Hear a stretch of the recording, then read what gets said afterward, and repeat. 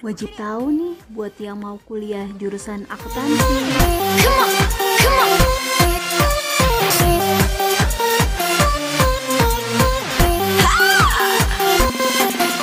Oke, assalamualaikum warahmatullahi wabarakatuh. Aku doakan teman-teman yang nonton YouTube channel aku hari ini sehat selalu, bahagia selalu, dan selalu diberkahi Allah Subhanahu wa Ta'ala. Amin ya rabbal alamin. Sebelum dimulai videonya, di subscribe dulu. Terima kasih. Oke teman-teman, kali ini kita akan membahas tentang jurusan akuntansi. Jadi banyak banget yang DM aku nanya kayak, "Kak, aku mau tahu dong tentang jurusan aku akuntansi gitu. Aku mau masuk akuntansi tapi nggak pede. Kira-kira ini pelajarin apa ya, Kak ya?" "Kak, ciri-ciri orang bisa masuk jurusan akuntansi itu gimana sih?" Terus ada lagi yang DM, "Kak, yang dipelajarin tuh apa aja sih di akuntansi?" Oke, kita akan bahas satu-satu tentang jurusan akuntansi. Sebelumnya perkenalkan, nama aku Dea. Aku mengawali pendidikan aku di D3 Komputerisasi Akuntansi Universitas Telkom. Selanjutnya aku kuliah S1 lagi jurusan akuntansi di Universitas Sangga Buana Bandung. Dan aku melanjutkan S2 aku di Magister Akuntansi di Universitas Diponegoro Semarang. Dan aku melanjutkan kuliah profesi 1 tahun di jurusan profesi akuntansi di Universitas Diponegoro Semarang. Jadi aku bakal ngebagiin tips-tips ke kalian juga tentang jurusan akuntansi, apa aja sih yang perlu dipelajari. Nah, sebelum dimulai videonya, aku minta untuk mendukung YouTube channel aku, di subscribe dulu, di like, dan di komen di YouTube channel aku. Aku ucapkan terima kasih buat yang udah. Oke, kita mulai satu persatu. Oke, kita bahas satu persatu ya. Aku simpan dulu. Kita bahas satu persatu. Pertama, jurusan akuntansi. Jurusan akuntansi itu gimana sih, Kak? Nah, jurusan akuntansi merupakan salah satu jurusan di Fakultas Ekonomi. Biasanya berdampingan dengan jurusan manajemen. Nah, jurusan akuntansi ini mengajar apa aja sih, Kak? Jadi, di akuntansi ini kita memang banyak mempelajari tentang hitungan. Tapi hitungannya dasar, jadi tidak seperti jurusan matematika yang begitu sulit ya. Ini masih dasar, yang penting kita termasuk orang yang mau terus berlatih. Karena di jurusan akuntansi ini kita akan langsung mencoba. Jadi kita langsung mengerjakan transaksi misalnya, kita langsung latihan soal, seperti itu. Dan banyak case-nya merupakan case dari hitungan. Jadi misalnya kalian galau nih, aku jurusan apa ya, akuntansi atau manajemen ya? Oke, pilihnya gini. Kalian orang yang lebih fasih berhitung atau menghafal? Ketika kalian orang yang lebih fasih menghafal, mending kalian masuk manajemen. Kalau aku orang yang lebih fasih menghafal, tapi menghafal salah. Aku orang yang lebih fasih menghitung. Ketika aku ditanyakan menghafal, maka aku sering lupa. Bahkan kadang nama orang aja suka lupa. Jadi aku masuklah jurusan akuntansi, seperti itu ya. Terus sulit nggak sih, Kak? Sebenarnya jurusan akuntansi itu nggak sulit, asalkan kalian termasuk orang yang mau mencoba, kayak gitu ya. Dan kedua, kalian harus menjadi orang yang tidak gaptek. Apa sih gaptek tuh? Gagal teknologi.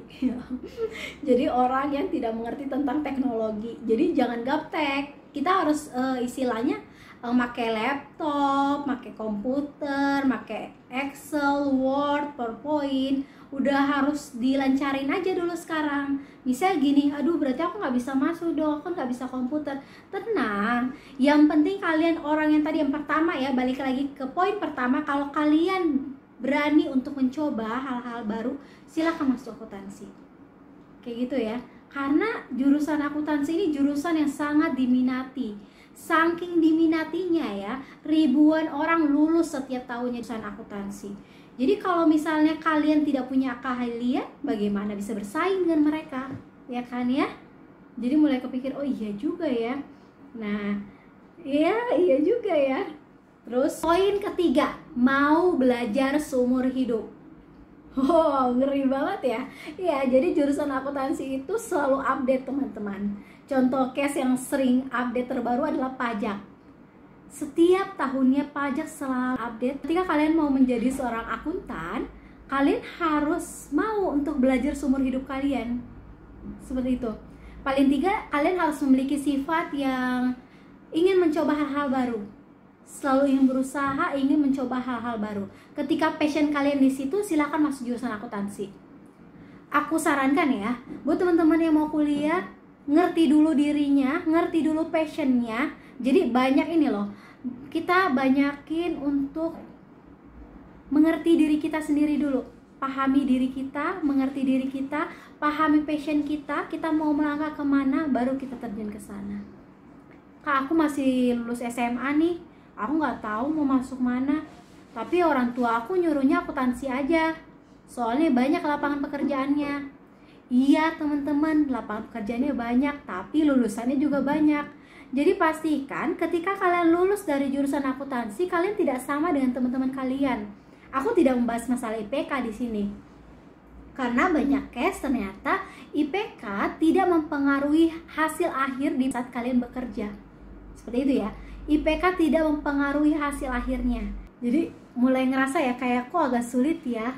Kok agak sulit? Gak sulit teman-teman, cuman cukup 1 poin sih menurut aku. Cukup menjadi orang yang mau terus belajar. Cukup jadi punya poin itu. Yang lain-lain seiring waktu pasti bisa. Aku juga dulu waktu awal kuliah kan kita anak ini ya, anak asrama dulu ya, anak asrama. Jadi pas mulai kuliah jadi nggak se-update orang-orang di luar ya, selayaknya anak asrama lah ya. Tapi ketika kuliah karena kita mau belajar ya, insya Allah pasti bisa, pasti bisa, pasti bisa. Oke, kita masuk ke sesi kedua. Kita akan membahas tentang manfaat. Mulai banyak yang berat ya ketika berpikir kayak aku tadi sulit ya, banyak hitungannya segala macem. Lihat dulu teman-teman manfaatnya. Yang pertama, semua perusahaan di muka bumi ini membutuhkan akuntan. Ya, betul. Oke, mulai angguk-angguk, ya juga ya. Bahkan teman-teman bisa lihat ya, pendaftaran pekerjaan ketika membuka lowongan ya, rata-rata setiap kantor akan mencari seorang akuntan. Betul atau tidak? Betul pastinya. Rata-rata pasti membutuhkan. Nah, tapi ini menjadi sisi negatif juga. Karena banyaknya akuntan, kita harus mau mengupgrade diri. Bagaimana menjadi seorang akuntan yang bisa terkualifikasi di era gitu ya. Jadi pasti banyak banget akuntan-akuntan hebat di muka bumi ini, di luar sana, yang rasanya otaknya mungkin kita lihat langsung kayak otaknya hitungan gitu ya kali ya. Yang kedua, kalian bisa kayak aku menjadi tenaga pengajar. Jadi kalau mau kayak aku, usahakan kuliah S2 lagi jurusan akuntansi, atau bisa juga jurusan manajemen. Tapi kalau mau aku sarankan, silakan jurusan akuntansi saja, karena jurusan akuntansi yang ke S2 akuntansi linear ini belum banyak di Indonesia. Seperti itu. Nah, menjadi tenaga pengajar ya, menjadi tenaga pengajar sebenarnya kalian tidak perlu lagi banyak menghitung ya nantinya pada saat mengajar, tapi kita harus tetap belajar. Jadi kalau aku sarankan buat yang mau jadi tenaga pengajar ya, silakan kalian kerja dulu deh, karena aku mengambil banget banyak manfaatnya ketika aku kerja dulu dan aku mengajar. Sekarang banyak case yang aku berikan itu langsung aku jatuhkan kepada praktek yang ada di perusahaan-perusahaan.